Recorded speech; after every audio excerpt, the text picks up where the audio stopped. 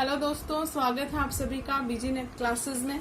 आज हमारा टॉपिक है कॉब डगलस प्रोडक्शन फंक्शन। देखिए, पिछली क्लास में जो हमने किए थे वो किए थे प्रोडक्शन फंक्शन लॉन्ग रन में, शॉर्ट रन में, वो हमारे कंप्लीट हैं। इसके अलावा एक छोटा सा टॉपिक, छोटा सा प्रोडक्शन फंक्शन और है जिसमें से हमारे क्वेश्चंस कवर होते हैं, वो है कॉब डगलस प्रोडक्शन फंक्शन। देखिए, अब प्रोडक्शन फंक्शन है तो इसका मतलब ये इनपुट और आउटपुट के बीच में रिलेशन बताता है। इनपुट और आउटपुट के बीच में रिलेशन बताएगा। प्रोडक्शन है तो सिंपल सी बात है, कॉब डगलस भी इनपुट और आउटपुट के बीच में रिलेशन बताएगा। इसका नाम कॉब डगलस क्यों पड़ा? क्योंकि इसको जिन लोगों ने बनाया था, जिन लोगों ने प्रीपाउंड किया था, वो उनका नाम था, एक था चार्ल्स कॉब और दूसरा था पॉल डगलस। इन दोनों ने मिलकर ये प्रोडक्शन फंक्शन इवॉल्व किया, इसीलिए इनके नाम पर ही इस प्रोडक्शन फंक्शन का नाम रख दिया गया कॉब और Douglas, Cobb Douglas production function. इस प्रोडक्शन फंक्शन में समझने वाला कुछ भी नहीं है, सिर्फ आपको कुछ चीजें ध्यान में रखनी होंगी। वो चीजें क्या है? देखिए, सबसे पहले इसका जो फॉर्मूला है ये देखिए, Q is equals to A, L की पावर अल्फा और K की पावर बीटा। यहाँ पे Q का मतलब क्या है? अभी तक हमने जितने भी प्रोडक्शन फंक्शन की सब में समझे, Q यानी क्वालिटी, क्वांटिटी और प्रोडक्शन, इसको कुछ भी बोल सकते हैं। तो ये Q है, हमें रिप्रेजेंट करता है प्रोडक्शन को। A यहाँ पे है, A ये है कांस्टेंट। अब कोई भी हम लोग फॉर्मूला करते हैं मैथ्स के अंदर, उसमें कांस्टेंट रखा जाता है, तो यहाँ पे ये है कांस्टेंट। L लेबर और K capital, L for labour, K for capital. L की पावर है अल्फा, यानी L के कितने फैक्टर्स मैंने प्रोडक्शन में लगाए हैं वो रिप्रेजेंट कर रहे हैं अल्फा को, और K यानी कैपिटल की कितने यूनिट्स मैंने लगाई है वो रिप्रेजेंट कर रही है बीटा को। समझ में आया formula? Q is equals to A, L की पावर अल्फा और K की पावर बीटा। क्लियर? अब इसकी कुछ प्रॉपर्टीज हैं, वो देखो। सबसे पहली और इसकी मेन प्रॉपर्टी क्या है? Sum of alpha and beta shows return to scale. Return to scale हमने किया, 3 स्टेजेस हमने की थी, कांस्टेंट, इंक्रीजिंग और डिक्रीजिंग। अब इसमें देखो ये कैसे बताएगा रिटर्न टू स्केल का? ये अल्फा है और ये बीटा है, ठीक है। जब मैं अल्फा और बीटा को प्लस कर दूंगी तो अगर ये 1 के इक्वल आ जाता है तो ये क्या बन जाएंगे? कांस्टेंट, यानी सेम चेंज हो रहा है इनपुट में और आउटपुट में। अगर ये अल्फा और बीटा 1 से ज्यादा है, यानी मोर देन 1 है, तो ये क्या है? इंक्रीजिंग, यानी कि आउटपुट में ज्यादा चेंज है। वही अगर इसको अपोजिट कर दूंगी तो ये क्या बन जाएगा? डिक्रीजिंग। अब देखो, इसका एक एग्जाम्पल लेते हैं। एक एग्जाम में आपके लास्ट ईयर का क्वेश्चन आया हुआ है, इसके अंदर आपको दे रखा था Q is equals to A, L की पावर 0.6 और K की पावर 0.4।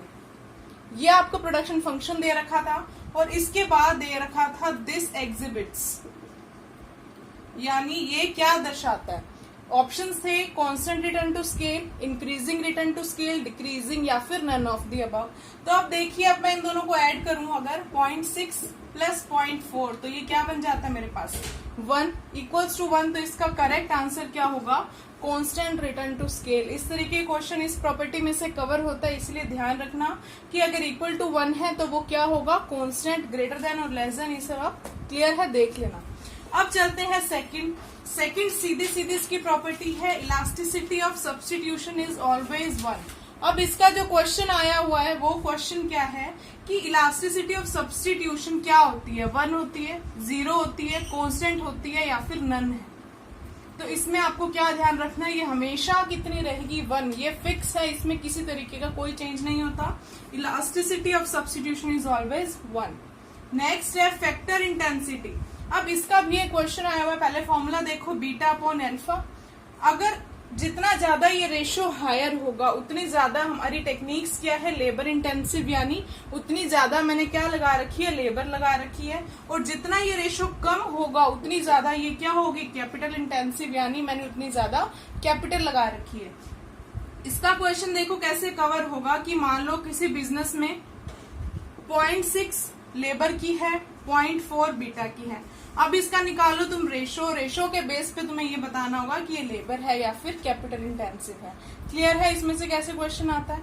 नेक्स्ट प्रॉपर्टी में हम चलते हैं, alpha plus beta shows labour and capital, यानी अल्फा और बीटा अगर लेबर और कैपिटल को शो कर रहे हैं, यानी कि अल्फा जो है वो शो कर रहा है लेबर को, और जो बीटा है वो शो कर रहा है कैपिटल को। ये चीज हम फिक्स मान के चलते हैं कि ज्यादातर अल्फा किसको शो करेगा, हमेशा लेबर को, और बीटा कैपिटल को। तो इसके 2 पॉइंट्स है, 2 हम आंसर्स निकाल सकते हैं। अगर तुमसे ऐसा कुछ कहा जाए कि लेबर को शो कर रहे हैं अल्फा से, कैपिटल को शो कर रहे हैं बीटा से, तो लेबर की आउटपुट इलास्टिसिटी क्या होगी, यानी EL क्या होगा, तो वो हमेशा क्या रहेगा, अल्फा। और अगर कैपिटल की इलास्टिसिटी पूछे तो वो क्या रहेगा, हमेशा बीटा रहेगा। नेक्स्ट चलते हैं, ये only production function which satisfied both Herod and Hicks neutrality.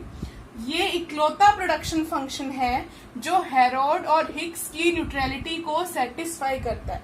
ये क्या होता है, देखो हेरोड और हिक्स कि अगर आप कैपिटल और लेबर में किसी तरीके का कोई चेंज कर रहे हो तो हमेशा आउटपुट क्या रहेगा, आपका कांस्टेंट रहेगा। यानी आप इन दोनों में, कैपिटल में और लेबर में, इस तरीके का चेंज करोगे जिससे आपका आउटपुट है वो सेम रहे, आउटपुट में किसी तरीके का कोई चेंज नहीं आ रहा। तो इसीलिए ये इकलौता प्रोडक्शन फंक्शन है जो क्या सेटिस्फाई करता है, हेरोड और हिक्स की न्यूट्रलिटी को।